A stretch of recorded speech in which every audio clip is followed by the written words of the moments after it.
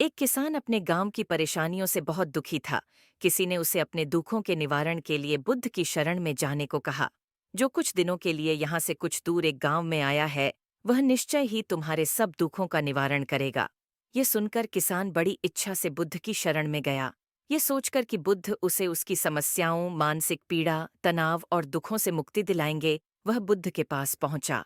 उसने बुद्ध से कहा कि हे बुद्ध, मैं एक किसान हूँ, मुझे खेती करना पसंद है, लेकिन बारिश कभी भी पर्याप्त नहीं होती और मेरी फसलें बर्बाद हो जाती हैं।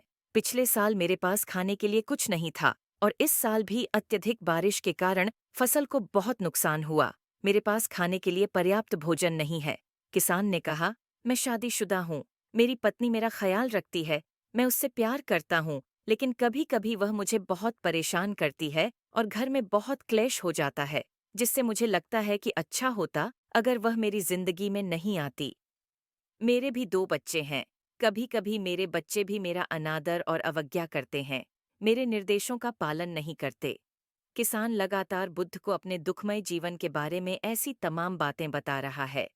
बुद्ध उस दुखी किसान की समस्या को ध्यान से सुनते रहे।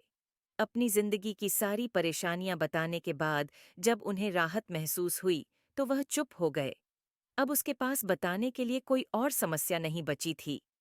अब वह चुपचाप बैठकर बुद्ध की ओर देख रहा था और अपनी समस्या का समाधान पाने के लिए बुद्ध के उत्तर की प्रतीक्षा कर रहा था। लेकिन बुद्ध चुप थे।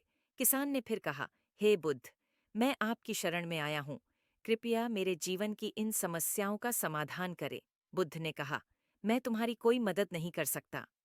किसान आश्चर्यचकित होकर बोला, अरे, ये आप क्या कह रहे हैं? सब कहते हैं कि आप सबके दुख दूर कर देते हैं, तो क्या तुम मेरी समस्याएं हल नहीं करोगे, इसलिए कि मैं एक गरीब किसान हूँ?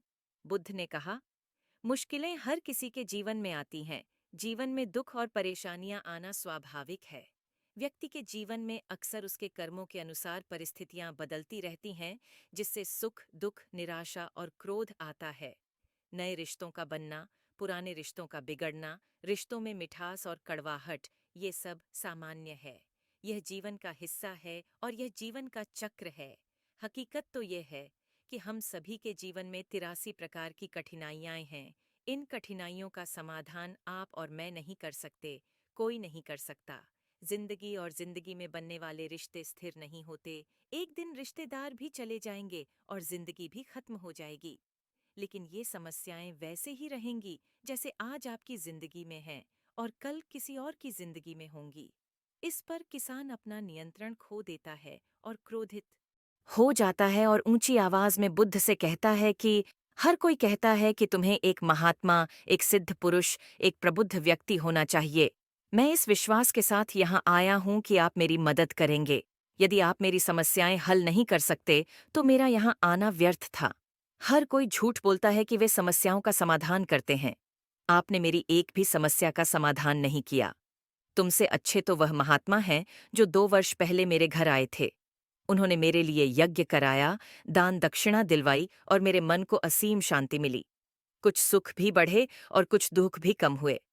लेकिन तुमने मेरी कोई भी समस्या हल नहीं की।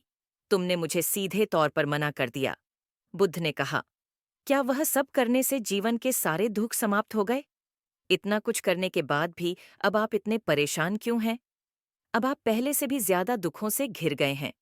तात्पर्य यह है कि जीवन में दुख कभी समाप्त नहीं होते। किसान बोला, तो क्या मैं मान लूं कि तुम मेरी मदद नहीं कर सकते?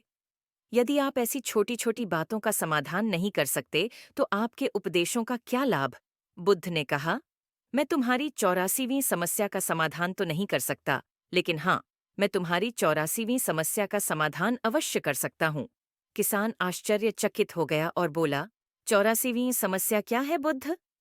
बुद्ध ने कहा, यानी कि तुम अपने जीवन में कोई समस्या नहीं चाहते। आपकी सारी समस्याएं इसी समस्या के कारण उत्पन्न हुई हैं। यदि आप इस तथ्य को स्वीकार कर लें कि जीवन में समस्याएं मौजूद हैं और समस्याएं जीवन का हिस्सा हैं, तो आप जीवन की समस्याओं से विचलित नहीं हो पाएंगे। आप जीवन में आने वाली समस्याओं से विचलित हो जाते हैं क्योंकि आपको लगता है कि आप दुनिया के सबसे दुखी व्यक्ति हैं, जबकि सच्चाई यह है कि हर किसी को अपना दुख सबसे ज्यादा महसूस होता है। लेकिन जिस दिन आप यह समझने लगेंगे कि मेरा कष्ट अन्य लोगों की तुलना में बहुत कम है, उस दिन से कोई भी दुख आप पर प्रभाव नहीं डाल पाएगा। जब तक आप नहीं चाहेंगे कि आपके जीवन में कोई परेशानी न आए और आप हर दुख दर्द से बचे रहें, तो यह संभव नहीं है। ऐसे में छोटा सा दर्द भी आपको बेचैन कर देगा और आपकी मानसिक शांति भंग कर देगा। अगर आपके जीवन से परेशानियां पूरी तरह से दूर हो जाएं, अगर आपको हर दिन, हर पल बिना दुख और कठिनाइयों के जीवन जीने को मिलेगा, तो आप ज्यादा दिन तक ऐसा नहीं जी पाएंगे। एक समय आएगा जब आप हर दिन एक ही तरह की जिंदगी जीने से पूरी तरह से तंग आ जाएंगे और ऊब जाएंगे, क्योंकि जीवन में किसी भी चीज की अधिकता जीवन के लिए भयानक समस्याएं पैदा करती है। आरामदायक जीवन जीने से आप मन और शरीर दोनों से विकलांग हो जाएंगे। तो ऐसे जीवन का क्या फायदा जो बाद में आपको नर्क जैसा जीवन जीने पर मजबूर कर दे। जिस तरह खाना खाने का असली आनंद तभी मिलता है जब बहुत भूख लगी हो, और पानी पीने का असली मजा तभी आता है जब बहुत प्यास लगती है, उसी तरह जीवन के तमाम दुखों और परेशानियों को झेलने के बाद ही खुशी का आनंद मिलता है। इसीलिए जीवन में सुख और दुख अलग अलग रूप में आते रहते हैं। हम चाहकर भी जीवन से सुख दुख को खत्म नहीं कर सकते, लेकिन उनसे इतना ऊपर जरूर उठ सकते हैं कि कोई भी बड़ी समस्या मन को विचलित न कर सके।